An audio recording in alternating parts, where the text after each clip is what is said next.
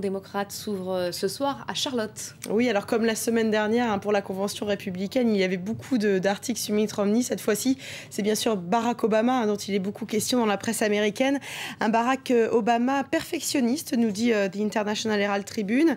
Alors comment le sait-on? Eh bien parce qu'au fur et à mesure que la présidentielle se rapproche, c'est dans 2 mois, pile aujourd'hui, eh bien le président sortant distille quelques informations sur lui, des informations de plus en plus personnelles, histoire de le rendre un peu plus humain.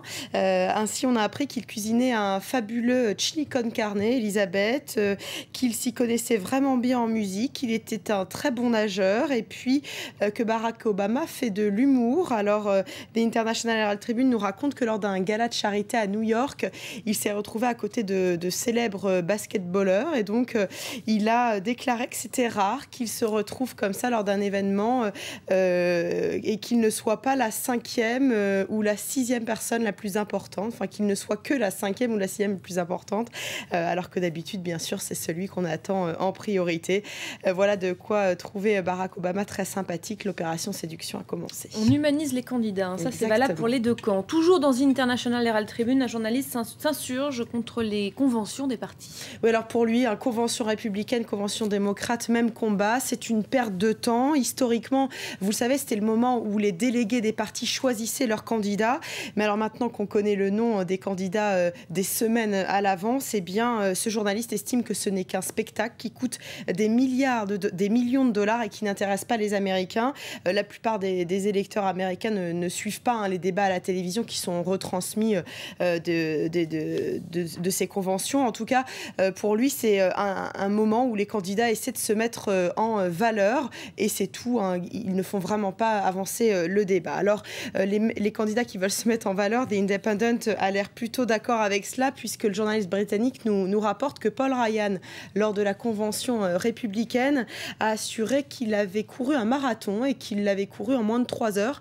Je ne sais pas si vous y connaissez en marathon, mais moins de 3 heures, c'est quand même un super score, digne des champions kényans. Bon, il a fini par admettre qu'il avait exagéré et qu'il l'avait plutôt fait en moins de 4 heures.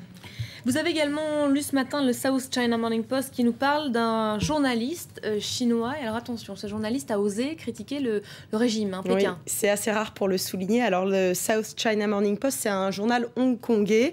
Et là, il parle d'un journaliste chinois du Study Times. Donc c'est un journal à la botte du pouvoir. Et donc c'est très rare puisqu'il écrit dans cet article que le gouvernement de Hu Jintao n'a pas tenu ses objectifs, ses promesses, que sa politique a créé plus de problèmes qu'autre chose. Et là, il fait la liste de tous ces problèmes. Une économie stagnante, une pollution qui s'accroît, les disparités des revenus des Chinois, la crise énergétique. Bref, il ne mâche pas du tout ces mots.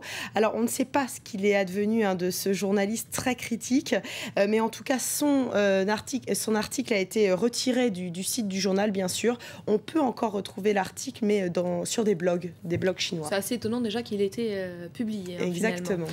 Direction l'Afrique du Sud maintenant, où une nouvelle flambée de violence a fait 4 morts dans une mine. Pendant ce temps-là, la commission d'enquête créée après les incidents de Marikana à la mi-août se poursuivent.